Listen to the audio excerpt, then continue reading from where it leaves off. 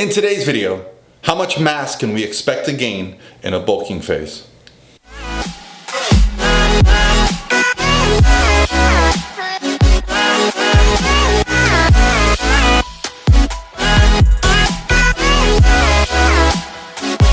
All by myself.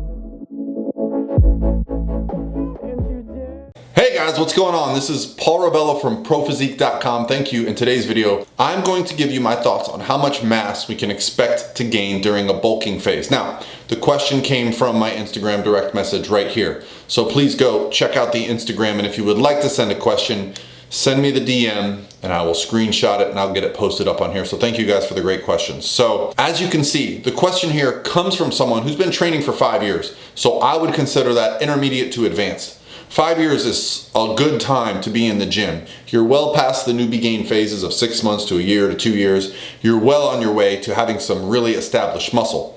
So my guidelines would be a little bit different in this scenario, okay? So how much muscle can we expect to gain as a natural athlete in the bulking phase? Now, you mentioned 1 to 1.2 pounds, and I'm assuming that means per month, because per week, that's probably a little on the high side, okay?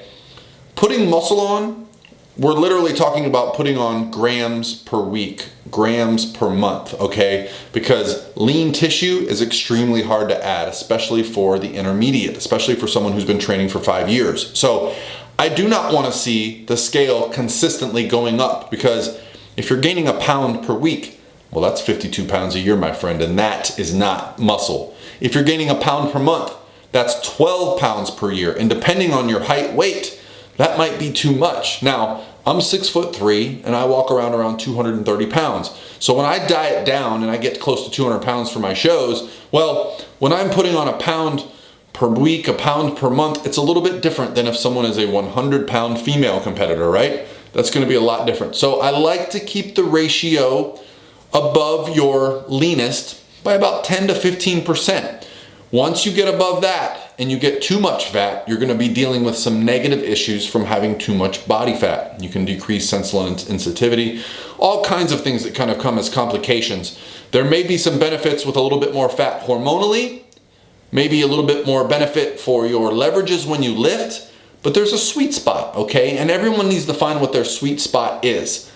For some of us, it's gonna be a psychological sweet spot. We wanna keep looking good. We wanna keep some separation in the arms or the shoulders or the legs, some veins popping out. You know, if you're a girl, you might wanna wear this size dress, or if you're a guy, you might wanna, just look like you still have your jawline. Don't discount that. Those are important factors, okay? If you're not happy with how you look and you're putting in all this effort, well, it might make you shortcut your efforts going forward.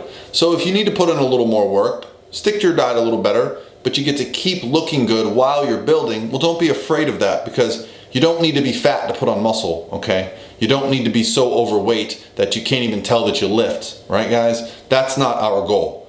Our goal is a controlled building phase. The old bulk like the Hulk, I don't really buy into that anymore. Granted, I did it myself. So I can't say to you, never do that. I think it's something I personally had to try for myself once or twice just to see how it went. I no longer enjoy getting so heavy that I look out of shape or that I kind of feel out of shape, okay? I like staying on the leaner side for me, okay? For everybody, that number is gonna be different. I'm not gonna tell you what it should be. It's gonna be a place that you decide. And it only took me probably 20 years to figure that out for myself. So it's a journey we all go through. Now, does that mean I'm satisfied? No.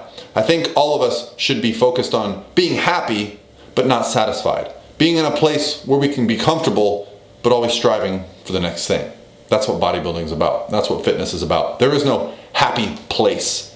There is only a happy journey. All right, guys, that's gonna be it for me today, and I'll talk to you tomorrow.